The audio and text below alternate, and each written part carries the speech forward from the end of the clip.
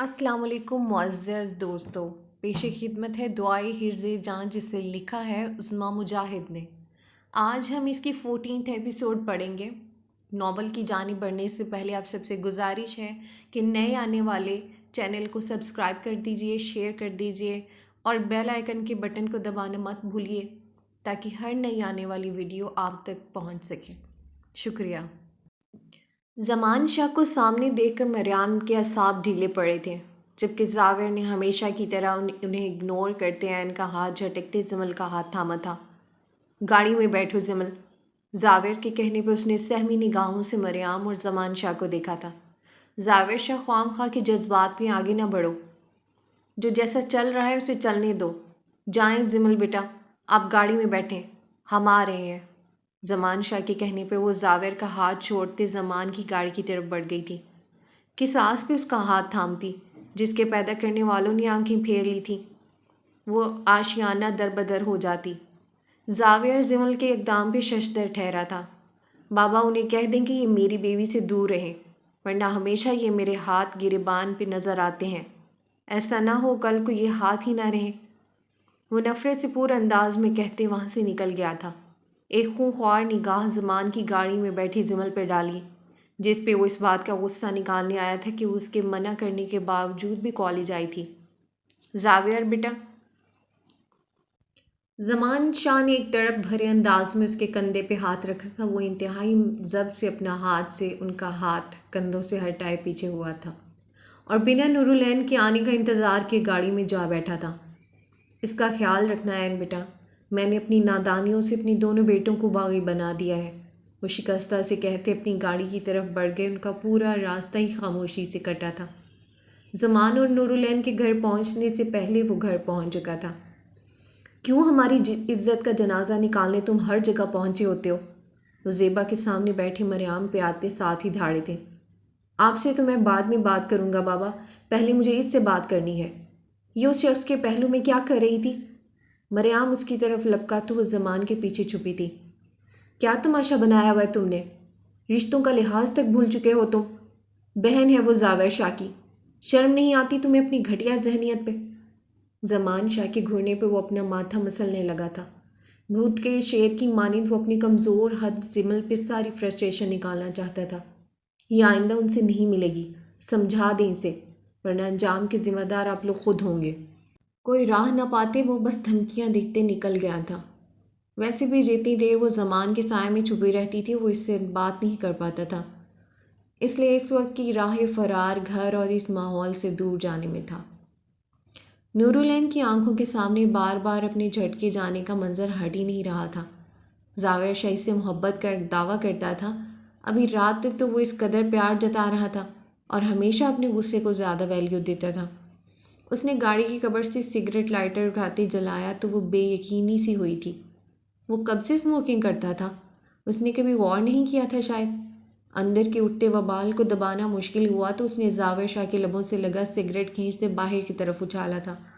ادھم مچاتی سوچوں سے نبرد ہوتے زاور شاہ کا نورالعین کی اچانک حرکت پہ پاؤں بریک پہ پڑا تھا، جبکہ وہ اس سے رخ موڑے باہر کی طرف دیکھ رہی تھی۔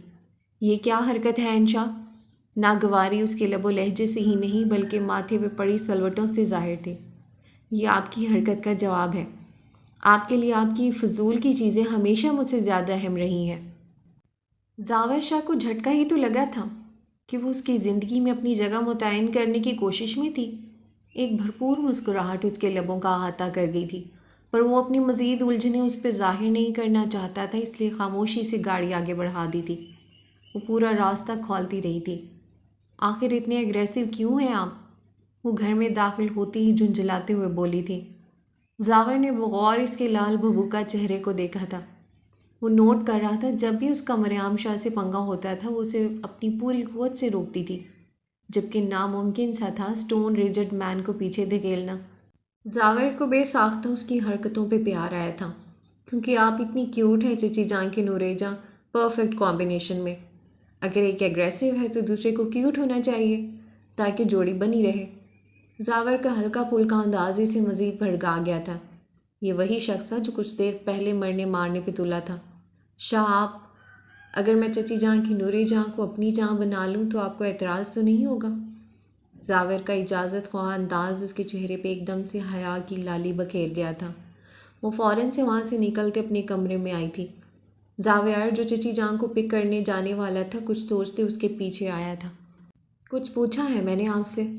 مجھے روم میں آتے ساتھ چادر ایک طرف رکھے تنقیدی نظروں سے کمرے کا جائزہ لے رہی تھی۔ زاور کی آمد پہ گھبرائی تھی۔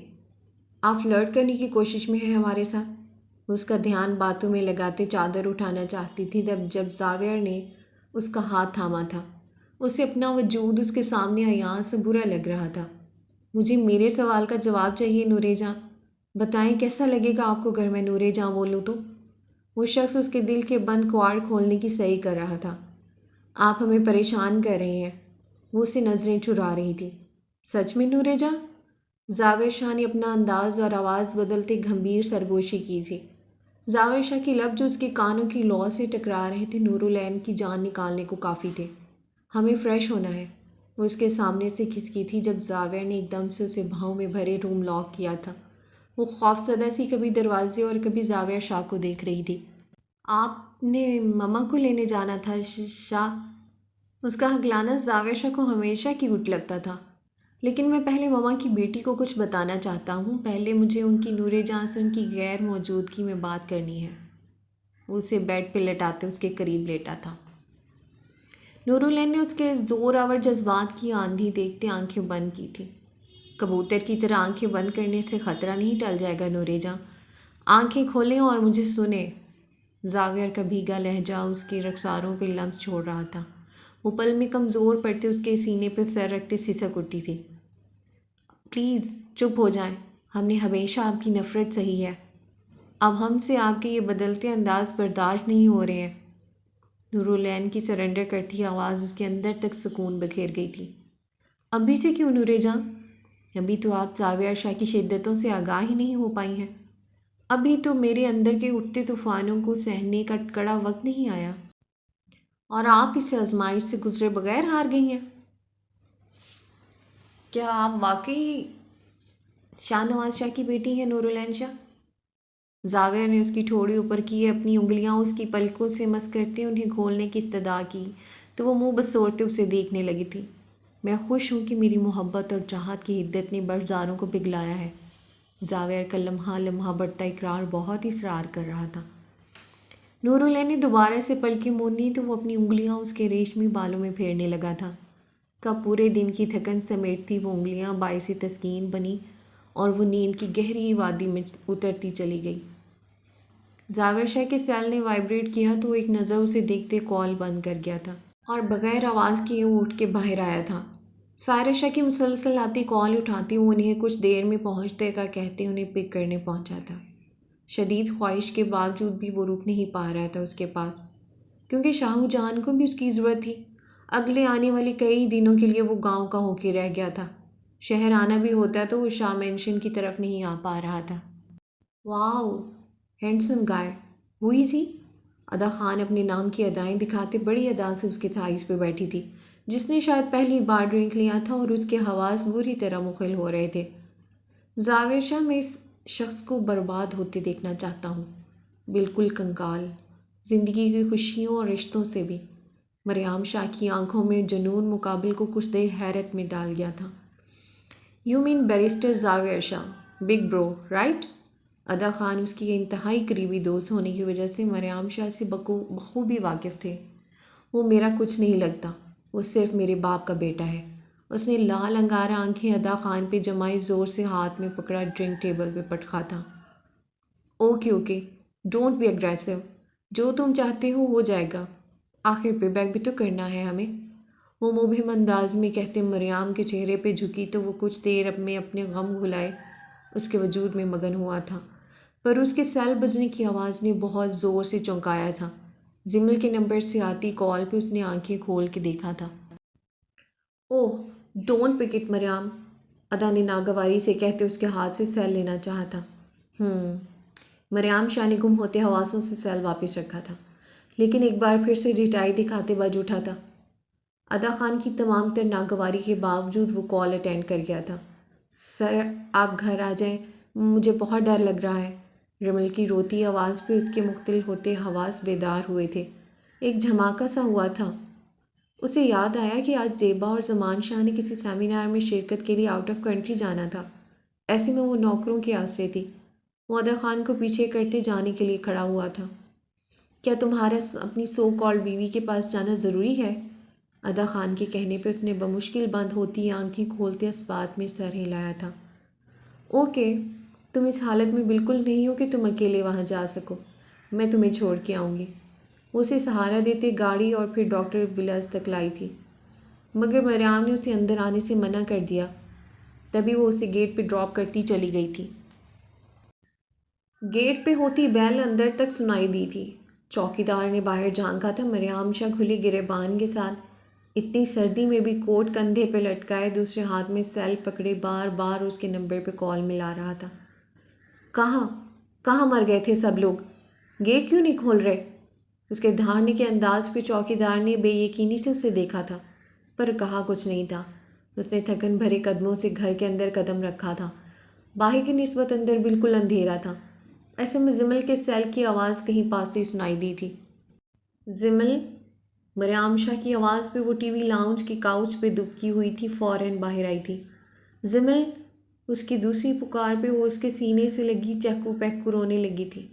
مریم کا بے اختیار ہی اس کے گرد تسلی بھرا حصار بند گیا تھا۔ زمل کیا ہوا؟ میں ہوں نا یہاں۔ وہ چڑھتی خماری کے باوجود بھی زمل کی تیز رفتار دھڑکنوں کو اپنے سینے پہ محسوس کر سکتا تھا۔ تبھی اسے خود سے لگائے پوچھا تھا۔ لائٹ اچانک سے چلی گئی تھی، کوئی بھی نہیں رکا۔ ماموں نے کہا تھا چوکیدار کی فیملی رہے گی یہاں۔ وہ ہچکیوں کے درمیان اسے بتا رہی تھی۔ زمان شاہ نے زمل کے یہاں رہتے باہر کا وزٹ ہی نہیں کیا تھا، اس لیے وہ آگاہ نہیں تھی کہ آئندہ کئی ہفتے انہوں نے غائب ہی رہنا تھا، اور اسے مریم اور نوکروں کے سہارے۔ مریم کو بتانا انہوں نے ضد میں گوارا نہیں کیا تھا، نہ زمل کی رسپانسبلٹی اٹھانے کے وہ اسے قابل سمجھتے تھے۔ پر زیبا نے ہر بار کی طرح اسے انفارم کیا تھا کہ وہ لوگ باہر جا رہے ہیں، اور اپنی فیشن شو کی کامیابی کے بعد وہ شراب اور شباب میں بھول گیا۔ چوکیدار کو یہی لگا مریم شاہ کے ہوتے ہوئے ان دونوں کے درمیان تیسری فیملی ڈسٹربنگ لگے گی، لیکن کوئی بھی اس کی غیر موجودگی سے آگاہ نہیں تھا۔ وجہ اس کی گاڑی گھر پہ کھڑی تھی۔ زمل ٹی وی دیکھتے وقت گزارنا چاہتی تھی، لیکن مسلسل کئی دنوں سے ہوتی بارش کی وجہ سے اچانک لائٹ بریک ہوا تھا، اور اسے وہ بڑا گھر بھوت بنگلہ لگ رہا تھا۔ زمان کا نمبر فلائٹ موڈ پہ چلا گیا تھا۔ ایسے میں وہ خوف کے زیر سایہ ساری انا کو سائڈ پہ رکھے اسے پکار بیٹھی تھی۔ میں آ گیا ہوں نا، آپ ڈرنے کی ضرورت نہیں ہے میری فیری کو۔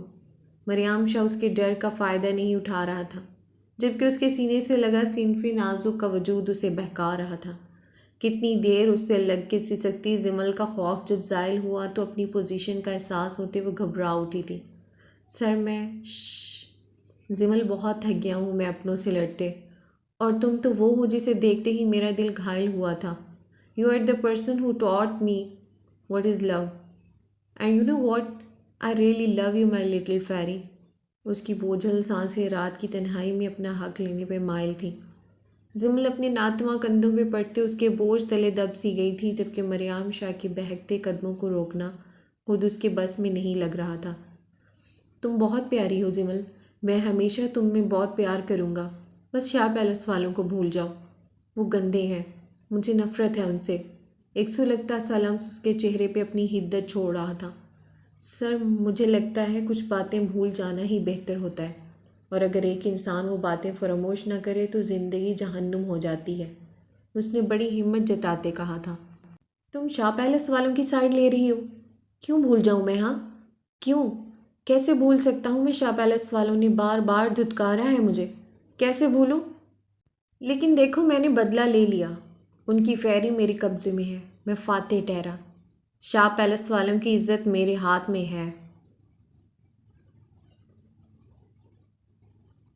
مریم شاہ تمام حدود کو بھلائے اس کے جسم سے لباس سرکانے لگا تھا، اور وہ جیسے اس کی حرکت پہ ہوش میں آئی تھی۔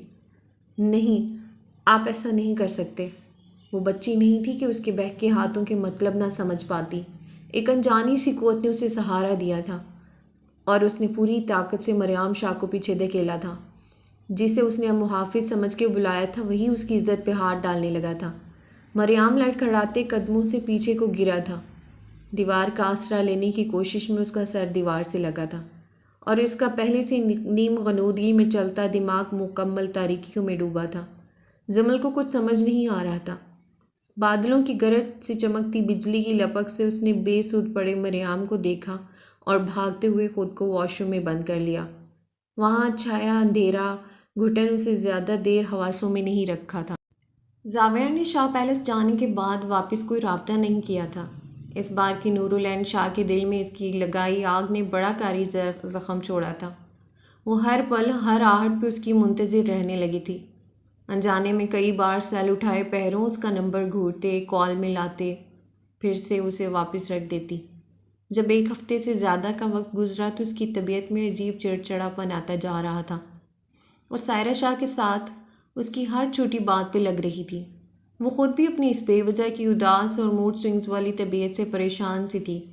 جب زاویہ شاہ کی آمد پہ اس کے موڈ پہ آتی خوشگوار تبدیلی نے اسے حیران کر گئی تھی۔ وہ لاکھ اپنی بدلتی کیفیت سے انکاری ہوتی مگر سچ تو یہی تھا کہ اسے زاویہ شاہ کی اٹینشن کی عادت پڑ چکی تھی۔ اس بار وہ اکیلا نہیں تھا بلکہ شاہو جان کو چیک اپ کے لیے اپنے ساتھ لایا تھا۔ جنت شاہ اور ثمینہ شاہ بھی اس کے ہمراہ تھیں اور ان لوگوں کا شاہ مینشن میں ہی رہنے کا پروگرام تھا۔ سائرہ شاہ کو تو ایک بہترین کمپنی میسر آنے پہ خوش تھیں تو شہیر بھی ایگزام سے فارغ ہوتے ہوئے زاویہ کے ہمراہ تفریح مقامات کی سیر کا پروگرام بنانے لگا تھا۔ بہترین تعلق کی سب سے بڑی خاصیت یہ ہے کہ وہ آپ سے اختلاف اور ناراضگی کے باوجود بھی آپ کا خیال رکھنا اور فکر کرنا نہیں چھوڑ سکتا۔ ایسا ہی کچھ زاویہ شاہ کا تعلق اس سے تھا۔ اپنی ہزارہ مصروفیت کے باوجود وہ کبھی اس سے لاپرواہ نہیں رہا تھا۔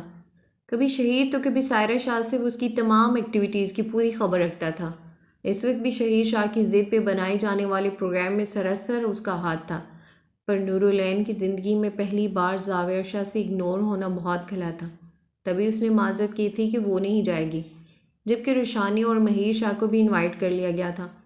یہ میں کیا سن رہا ہوں نورالعین، آپ پکنک پہ نہیں جا رہی ہیں؟ اس وقت وہ جلے پیر پہ جلتی بجھتی اپنے کمرے اور ڈرائنگ روم کے مسلسل چکر کاٹ رہی تھی جب زاویہ نے اس کا راستہ روکا تھا۔ جی بالکل صحیح سنا ہے، نیکسٹ ویک ہماری انتہائی اہم اسائنمنٹ سبمٹ کرانا ہے تو اس لیے ہم نہیں جا سکیں گے۔ اس نے ٹھہر ٹھہر کے اپنے جھوٹے بہانے پہ سچ کا لبادہ اڑایا تھا اور انداز ناراضگی لیے ہوئے تھا۔ اوکے فائن، آپ بزی ہو کے اپنا کام کریں پھر، زاویہ نے شانے اچکاتے کہا اور اس کے سامنے سے ہٹ گیا تھا۔ اس کا دل جیسے کسی نے مٹھی میں لے کے بھینچا تھا، آنکھیں ابر گریزاں بنی تھیں، پر زاویہ نے مڑ کے کہاں دیکھا تھا۔ اپنے کمرے میں بیٹھی وہ برے دل سے سب کی آوازیں سن رہی تھی۔ یہ صرف ینگ جنریشن کا ہی ٹرپ تھا۔ سمین سائقہ شاہ سے ہزار بحث کے بعد رمل کو بھی ساتھ لائی تھیں، جبکہ روشان نے ان کے ساتھ تھی۔ مہیر نے راستے میں انہیں جوائن کرنا تھا۔ یہ تو کوئی بات نہ ہوئی عین، کب سے ہم لوگ باہر نہیں گئے، اب اتنے خوش ہیں اور تم یہاں کتابوں میں سر دے کے بیٹھ گئی ہو۔ شادی کے بعد پہلا موقع ہے یار یوں لمیٹڈ ماحول سے باہر نکلنے کا۔ روشانے نے آتے ساتھ ہی اس کی کلاس لی تھی۔ ہمارے جانے نہ جانے سے کسی کو کیا فرق پڑنا ہے۔ اس کے ضبط نے ساتھ چھوڑا تھا جبکہ روشانی کے قریب بیٹھنے پہ وہ خوب رو دی تھی۔ عین کیا ہوا ہے، کیا لالا سے لڑائی ہوئی ہے، کچھ بتاؤ تو۔ روشانی پریشان ہو اٹھی تھی۔ ان کے پاس اتنا وقت ہے کہ وہ ہم سے ناراض ہوں، ان کے پاس اور بھی اہم کام ہے ہمارے علاوہ۔ اس کا نروٹھا انداز یہی بتا رہا تھا کہ زاویہ شاہ اور اس کے درمیان کوئی انبن تھی، اور پھر روشانی نے مزید آدھے گھنٹے میں اسے اپنے ساتھ چلنے کے لیے راضی کر لیا تھا۔ زاویہ نے اسے روشانی کے ہمراہ آتے دیکھا تو اگنور کرتے ہوئے آگے بڑھ گیا تھا۔ وہ اپنا سا منہ لے کے رہ گئی تھی۔ ہمیں نہیں جانا روشانے، اس کے منہ بسورنے پر روشانی نے آنکھیں دکھائی تھیں۔ چپ ہو کے رہو عین، خبردار اگر کوئی ڈرامہ بنایا تو۔ روشانی کے ڈپٹنے پہ وہ اپنی بڑی آنکھوں کو مزید بڑا کیے اسے گھورنے لگی تھی۔ ٹھیک ہے، میں ان کی گاڑی میں نہیں بیٹھوں گی۔ اس کے ضدی انداز پہ روشانی کا دل چاہ رہا تھا بنا کچھ سوچے اسے تھپڑ لگا دے، پر صبر سے کام لیتے سمین اور اس کے شوہر مجتبیٰ شاہ کی گاڑی میں بٹھاتے رمل کے ساتھ زاویہ کی گاڑی میں آ کے بیٹھی تھی۔ زاویہ کو اس کی یہ حرکت آگ لگانے کو کافی تھی، پر وہ صبر کے گھونٹ پی کے رہ گیا تھا۔ راستے میں مہیر نے روشانی کو پک کیا تو شہیر بھی ان کے ساتھ چلا گیا تھا۔ زاویہ شاہ کو رمل کے ہمراہ سفر کرنا تھا۔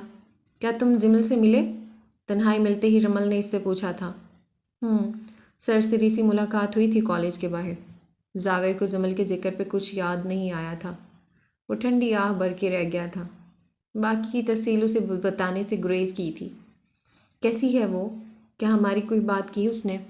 رمل کی آواز بھیگی تھی۔ زاویر نے لب بھینچے تمام صورتحال سے آگاہ کیا تھا کہ بہت جلد وہ اسے قانونی چارہ جوئی سے واپس لانے کا ارادہ رکھتا ہے۔ رمل تقریباً پورے راستے اس کی یاد اور اس کے جانے کے بعد منہاج شاہ کے رویوں کی تبدیلی کے بارے میں اسے بتاتے بتاتے رو پڑی تھی۔ زاویر کے پاس سوائے تسلی کے چند حروف کے کچھ نہیں تھا۔ جیسے ہی وہ شہر سے کچھ دور بنے شاہو جان کے ایک قریبی دوست کے فارم ہاؤس پہ پہنچے تھے، رمل کو زاویر کی گاڑی سے نکلتے ہوئے دیکھ وہ سٹک ہو گئی تھی۔ اس کا رویا رویا چہرہ، زاویر کا سنجیدہ انداز کچھ الگ سی کہانیاں سنا رہا تھا۔ نورالعین کے نزدیک زاویر کے لیے اس کی ناراضگی کا پیمانہ بڑھ رہا تھا۔ وہ سمین شاہ کے بیٹے کو لیتے ہوئے ایک کونا پکڑے بیٹھ گئی تھی، جبکہ باقی سب ٹولیوں میں گھومنے لگے تھے۔ نورالعین اور زاویر میں کوئی ناراضگی چل رہی ہے کیا؟ فارم ہاؤس پہ بنی طویل و عریض پول کی جانب بڑھتے مہیر نے اس کے ساتھ چلتے ہوئے پوچھا تھا۔ یہ کوئی نئی بات نہیں ہے، حیرت تب ہو جب ان کی بن جائے۔ روشانی کے لاپرواہی سے کہنے پہ مہیر کو ہنسی آئی تھی۔ ہاں، کچھ ایسی حیرت میں خود بھی محسوس کرنا چاہتا ہوں۔ مہیر شاہ کے مبہم انداز پہ وہ اسے گھور کے رہ گئی تھی۔ منہ دھو کے رکھے اس نے لاپرواہی دکھائی تھی۔ اور اگر وہ دھلا منہ کسی اور کو پسند آ گیا تو؟ صاف چڑھاتا انداز تھا، پر وہاں تو جیسے برسات بھیگنے کو تیار تھی۔ یقین کرو میں نہیں جانتی کہ مجھے تم سے محبت ہے کا کیا مطلب ہوتا ہے، لیکن بس میری ایک خواہش ہے کہ آپ مجھے کبھی تنہا مت چھوڑنا۔ وصال رات کا ہجر کاٹنا بہت مشکل ہوتا ہے۔ وہ ساتھی جو آپ سے منسوب ہو، آپ روحانی اور جسمانی طور پر ہر طرح سے اس پہ عیاں ہوں، اور ایک دن وہ کسی اور کی زلف کا اسیر ہو، آپ کو چھوڑ دے ہمیشہ کے لیے، قیامت راتوں کا ہجر دے دے، یقیناً یہ موت سے بدتر ہوتا ہے۔ مہیر نہیں جانتا تھا کہ اس کا مذاق اتنا سیریس صورت اختیار کر جائے گا۔ وہ بے اختیار تھمتے ہوئے اس کے سامنے رکا تھا، جبکہ اس کی آنکھوں میں اترتی دھند پہ اس نے اپنی آنکھیں صاف کی تھیں۔ روشنی؟ مہیر نے اس کا ہاتھ تھاما تھا۔ برف کی مانند ٹھنڈا پڑتا ہاتھ اسے گھبراہٹ میں مبتلا کر گیا تھا۔ روشنی، کیا مسئلہ ہے یار، بتائیں گی کچھ؟ میں نے ایسا کبھی نہیں سوچا کہ آپ سے الگ ہو کے میں جی بھی پاؤں گا۔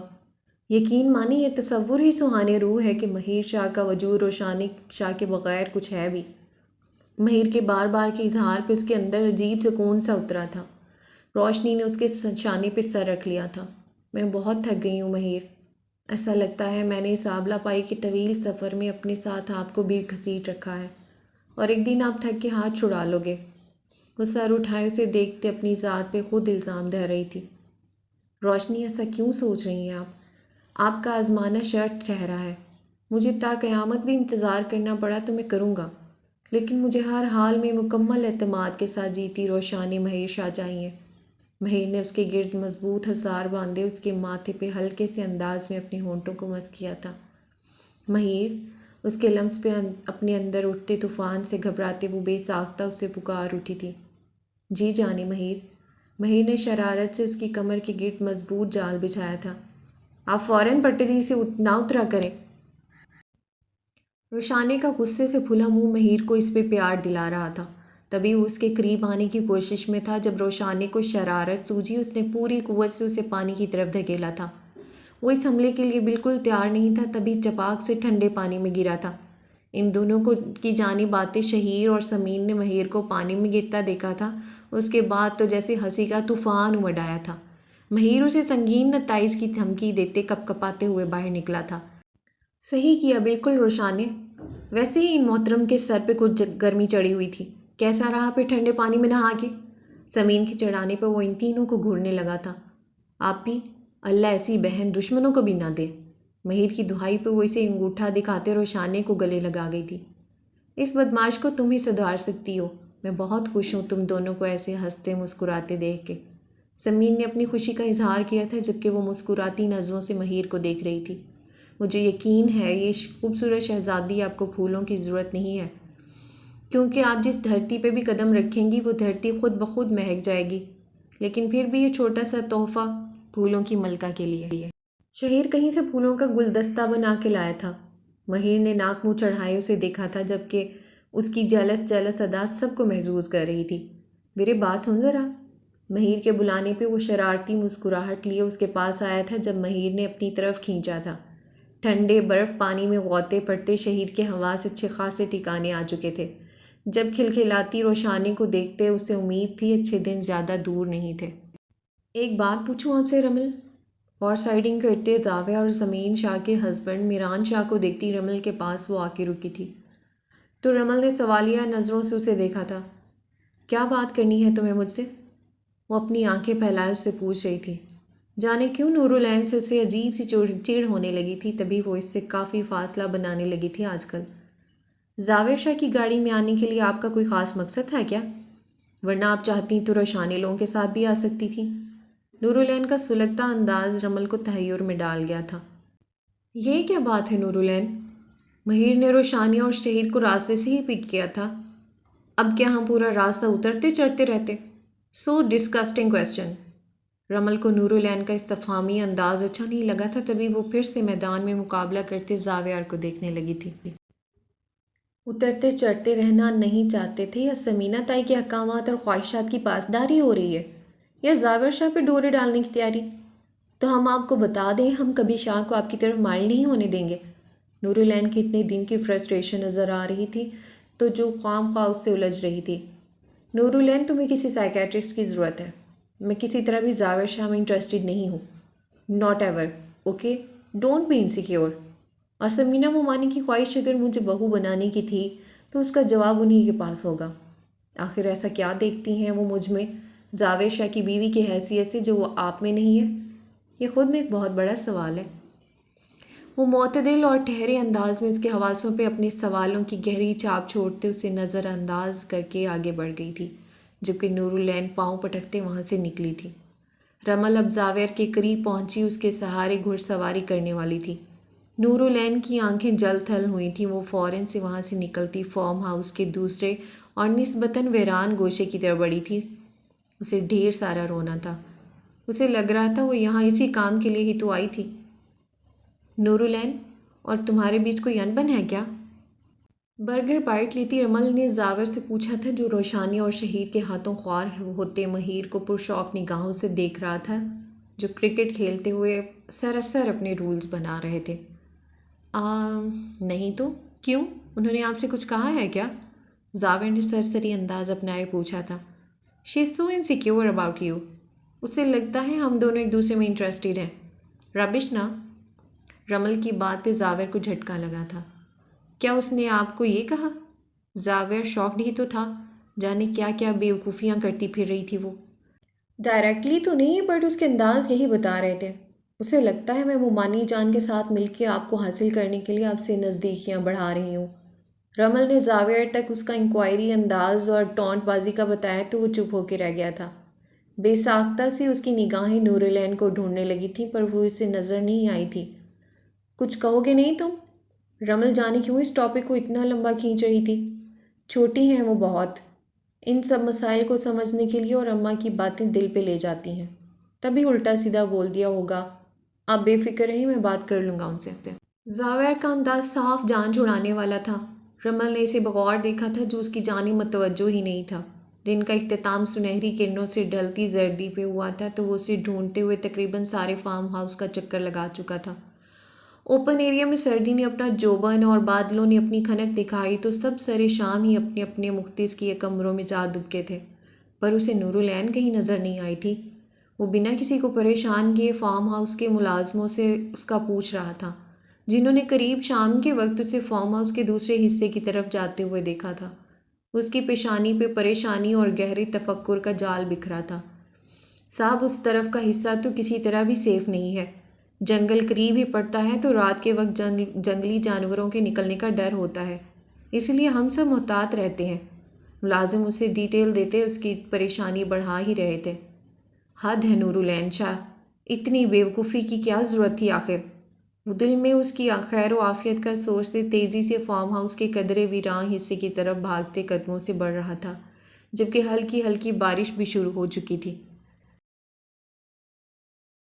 کچھ فاصلہ طے ہوا تھا کہ سامنے ہی برگد کے درخت کے نیچے وہ ملازموں کے بچوں کو ملا اس وقت ککلی کھیلنے میں مصروف تھی۔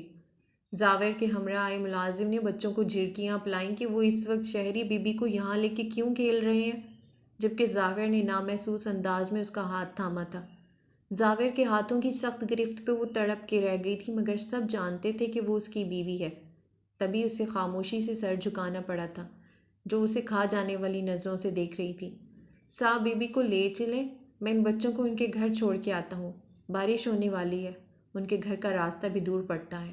ملازم کے کہنے پہ نور العین نے بچوں کو دیکھا تھا، جن کے چہروں پہ مایوسی چھا رہی تھی، اور انہیں اداس ہوتا دیکھ نور العین کا چہرہ بھی مرجھا گیا تھا۔